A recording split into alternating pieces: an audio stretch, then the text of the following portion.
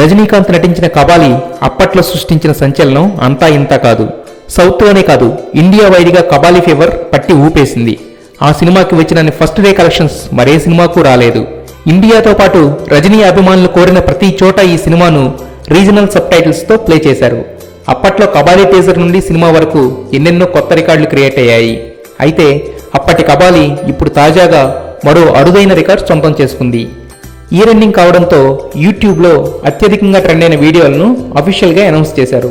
వీటిలో అన్నింటినీ పక్కకు నెట్టి ఫస్ట్ ప్లేస్లో నిలిచింది కబాలి ట్రైలర్. ఆ తర్వాతి ప్లేస్లో స్పాంటనిటీ స్టార్స్ అయిన సల్మాన్ ఖాన్, కపిల్ శర్మల కామెడీ షో నిలిచింది.